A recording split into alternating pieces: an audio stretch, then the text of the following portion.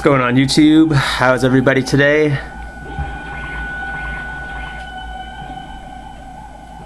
Good to hear. Today we're going to talk about a sub pop album by Wolf Eyes. It's called Human Animal. It was released in 2006. This is either their 6th or 7th album. I'm not sure which. Wolf Eyes is this kind of experimental noise trio from Detroit, Michigan. It started off as a solo project of a guy named Nate Young. On this album he's joined by John Olson and Mike Connolly. It is 8 songs and 33 minutes long of all this cavernous, ominous, menacing kind of noise, experimental music. It has a lot of kind of tribal, primal kind of drums going on it. Very, very dark, very foreboding. But I would put this at the more kind of listenable end of the noise spectrum, even though there is a lot of like abrasive textures on here, but it's nothing overtly alienating. Like there's a lot of like compelling sounds, a lot of variety of noise they're using. It's a lot more than just a guy rubbing a microphone against a speaker and like hitting himself in the head with it and stuff like that. These guys actually have a semblance of melody at times. Not that there's anything wrong with that guy rubbing a microphone against a speaker and doing that. A lot of people like just the rawness of that noise and stuff like that, and that's fine. But this stuff actually uses, you know, a variety of instruments, a lot of clanging and throbbing and slow pulsing tones and high-end screeches. It's got vocals on here that are sometimes like spoken words. It kind of reminds me of like Liars kind of styled vocals, and other times it's just this really high-pitched kind of hellish screeching. It's like la la, and it's really, really loud.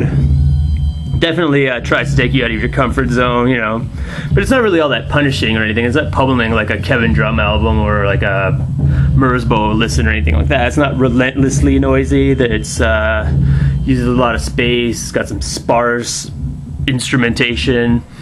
Things do get ugly. Like by song 4, the title track, it does get very, very loud, very, very kind of almost like unnerving sounding, I guess.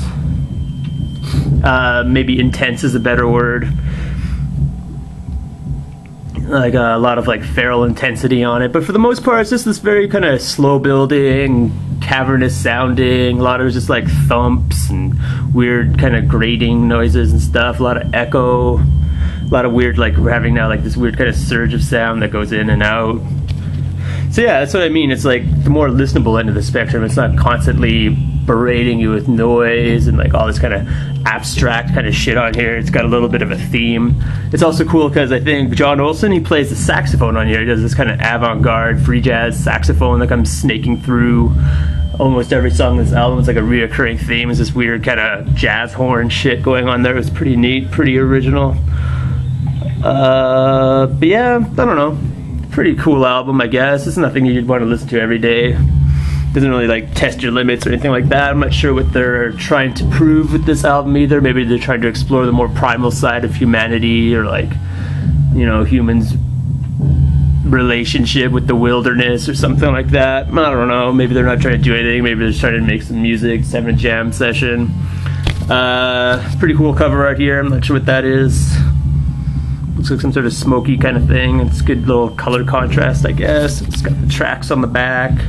Some very creative song titles. Lake of Roaches, pretty neat. Pretty much just black on the inside. Looks very murky. I guess this album sounds a little bit murky too. And on the sleeve, you got all these kind of weird abstract pictures, kind of, I don't know, collages. I don't even know if this is upside down or not. Who knows? There's probably no right side up to this stuff. Pretty creative stuff there, I guess. I think that some of it's like watercolors, kind of intricate, kind of random. And it's like a moray eel.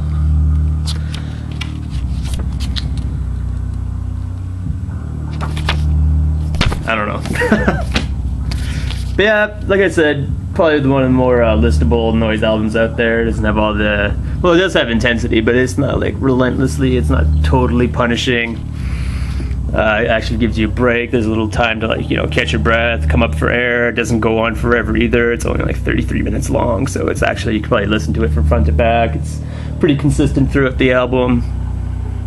But there is like occasional like noise outbursts and stuff like that too. Like song 4, and I know the last song has that too, where it gets very, very intense, loses more of the atmosphere, it goes for the more like shrieking, penetrating, I don't know, noise kind of stuff.